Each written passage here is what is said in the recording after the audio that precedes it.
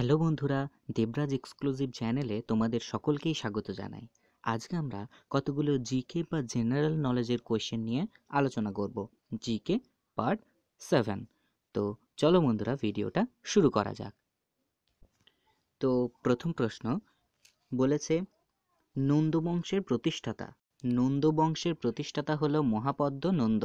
নন্দ বংশের প্রতিষ্ঠাতা মহাপদ্ম নন্দ।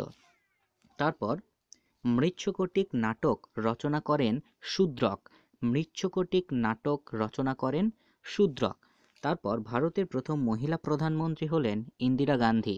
ভারতের প্রথম মহিলা প্রধানমন্ত্রী হলেন ইন্দিরা গান্ধী।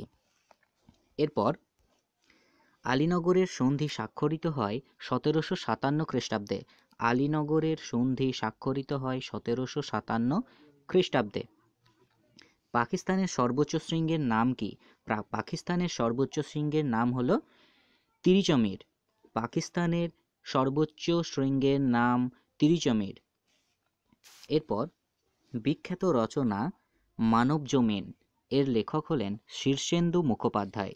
বিখ্যাত রচনা মানব জমিন এর লেখক শীর্ষেন্দু মুখোপাধ্যায়। মুক্ত সংবহনতন্ত্র দেখা যায় চিংড়ি, আরশোলা এবং শামুকের। মুক্ত সংবহনতন্ত্র দেখা যায় চিংড়ি, আরশোলা, শামুক এদের। তারপর নীল নদ পতিত হয়েছে ভূমধ্যসাগরে। নীল নদ পতিত হয়েছে ভূমধ্যসাগরে। তারপর একক সময়ে বস্তুর সরণকে বলা হয় বেগ। একক সময়ে বস্তুর সরণকে বলা হয় বেগ।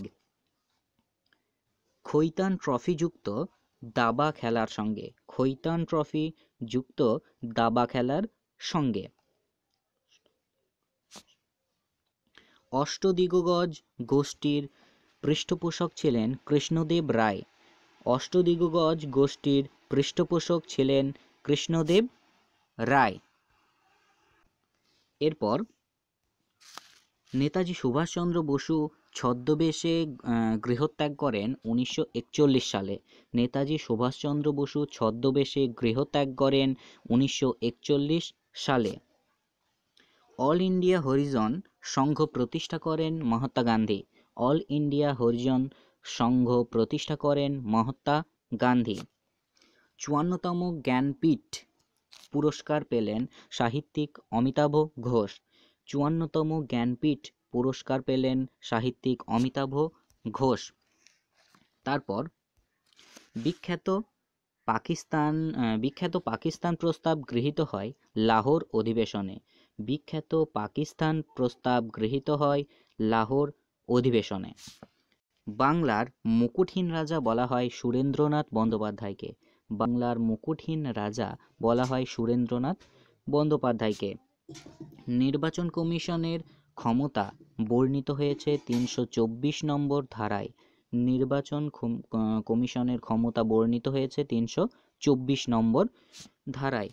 ওস্তাদ আলী আকবর খান যুক্ত সরোদ বাদ্যযন্ত্রের সঙ্গে। ওস্তাদ আলী আকবর খান যুক্ত সরোদ বাদ্যযন্ত্রের সঙ্গে। তারপর ফ্যাট জাতীয় খাদ্যের উৎস হলো বাদাম। ফ্যাট জাতীয় খাদ্যের উৎস হলো বাদাম।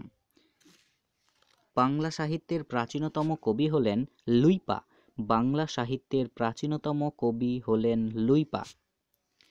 সামাজিক বিবর্তনবাদের জনক বলা হয় হার্বার্ট স্পেন্সরকে। সামাজিক বিবর্তনবাদের জনক বলা হয় হার্বার্ট স্পেন্সরকে।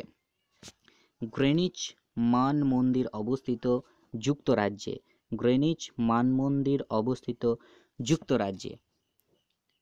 তো এগুলোই হলো আজকের জিকে বা জেনারেল নলেজের প্রশ্ন। তোমরা এটাকে স্ক্রিনশট নিয়ে রাখতে পারো। এটাকেও স্ক্রিনশট নিয়ে রাখতে পারো। তো ভিডিওটা যদি ভালো লেগে থাকে তাহলে ভিডিওতে একটা লাইক করো, আর চ্যানেলে যদি নতুন দর্শক হয়ে থাকো তাহলে রেড বাটনে ক্লিক করে চ্যানেলটাকে সাবস্ক্রাইব করো এবং পাশের বেল আইকনে ক্লিক করে নোটিফিকেশন অল করে রাখো, কারণ এই চ্যানেলে এর বিভিন্ন রকমের জিকে বা জেনারেল নলেজের সঙ্গে প্রতিদিনকার অর্থাৎ ডেইলি কারেন্ট অ্যাফেয়ার্স আপলোড করা হয়। তো তার আপডেট পাওয়ার জন্য চ্যানেলটাকে অবশ্যই সাবস্ক্রাইব করে রেখো। তো আজকের মতন এই পর্যন্তই, আবার দেখা হচ্ছে পরের ভিডিওতে।